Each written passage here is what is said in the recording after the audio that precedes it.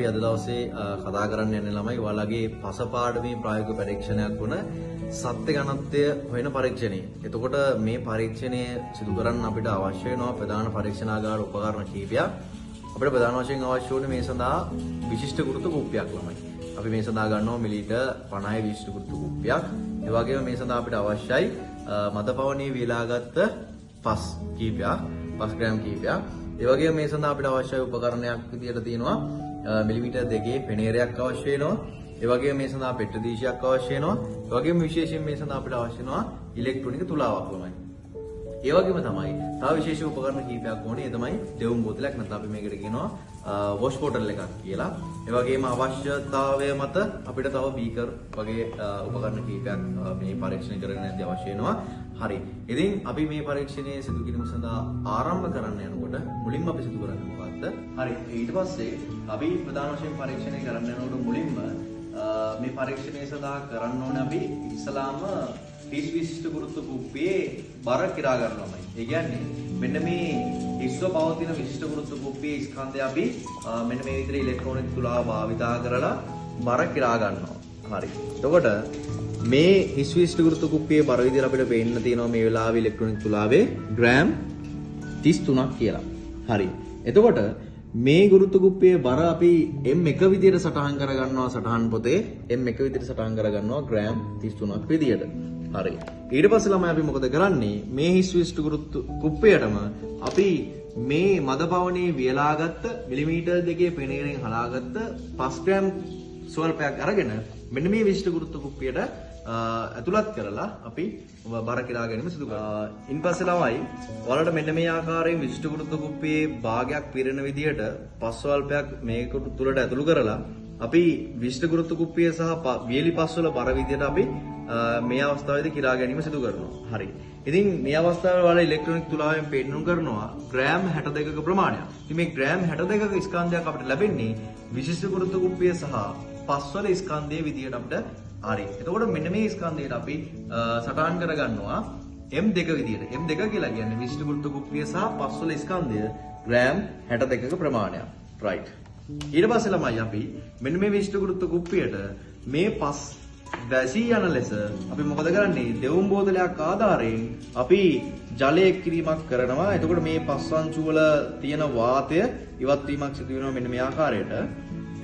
ඔයාලට මේ සඳහා අපි දෙවුම් බෝතලයක් භාවිතා කරන්න පුළුවන්. මෙන්න මේ ආකාරයෙන් අපි පස් ස්වල්පයක් පස් දක්වා විශිෂ්ට ගුරුත්ව කුප්පියේ පිරෙන විදිහට මෙන්න විදිහට ජල ස්වල්පයක් එක් කරගන්නවා. මෙන්න මේ ආකාරයෙන්. ඒතර ඔයාලට ප්‍රැක්ටිකල් එක කරන යනවා ළමයි මෙන්න මේ කියන පස් වැසී යන විදිහට අපි ජලය ස්වල්පයක් එකතු කරන්න ඕනේ. මේ ජලය එකතු කරාට පස්සේ මේ ජලයේ මතු පිට තියෙන්න පුළුවන් වායු බුබුලු. මේ වායු බුබුලු ඉවත් කිරීම සඳහා ඔයාලට ප්‍රැක්ටිකල් එක කරන අවස්ථාවේ ජල තාපකයක් තියලා දෙන්න පුළුවන්.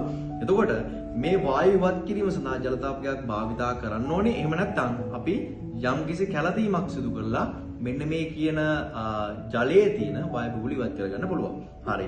ඊට පස්සේ වායු බුබුලු ඉවත් වෙලා ගියාට පස්සේ අපි මෙන්න මේ ගුරුත්ව කුප්පියේ පිරී යන ලෙස මෙන්න මේ ආකාරයෙන් ජලය පුරවා ගැනීම සිදු කරනවා.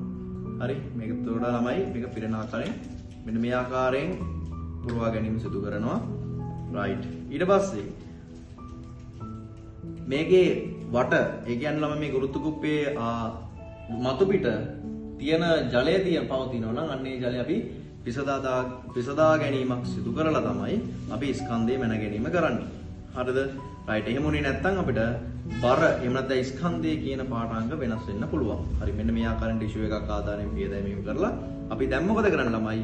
මෙන්න මේ අවස්ථාවේදී අපි මේක කියනවා M3 අවස්ථාව. ඒ කියන්නේ මේ අවස්ථාවේ විශිෂ්ට ගුරුත්ව කුප්පියේ බරක් තියෙනවා, පස්වල බරක් තියෙනවා, ජලයේ බරක් තියෙනවා. එහෙනම් මේකට අපි කියනවා M3 අවස්ථාව. හරි. එතකොට ඔයාලට ඉලෙක්ට්‍රොනික තුලාවේ මේ අවස්ථාවේදී ඔයාලගේ බර පේන්න තියෙනවා ග්‍රෑම් 103ක් විදියට. එහෙනම් මේ අවස්ථාවේ බර අපි සටහන් කරගන්නවා M3 විදියට. ඒ තමයි විශිෂ්ට ගුරුත්ව කුප්පිය පස් ධන ජලයේ ස්කන්ධය ග්‍රෑම් 103ක් විදියට. හරි. ඊට පස්සේ මොකද කරන්නේ ළමයි? අපි මෙන්න මේ කියන විශිෂ්ට ගුරුත්ව කුප්පියේ මේ කියන පස් සහ ජලය සියල්ලම ඉවත් කර ගැනීමක් සිදු කරලා නැවත මේ ගුරුත්ව කුප්පියට ජලය පමණක් පුරලා ස්කන්ධය කිරා ගන්න. හරි. ඊට පස්සේ අපි දෙවුම් බෝතලයක් ආධාරයෙන් විශිෂ්ට ගුරුත්ව කුප්පියට මෙන්න මේ ආකාරයෙන් ජලය පමණක් පිරවීමක් සිදු කරලා ස්කන්ධය කිරා ගන්නවා.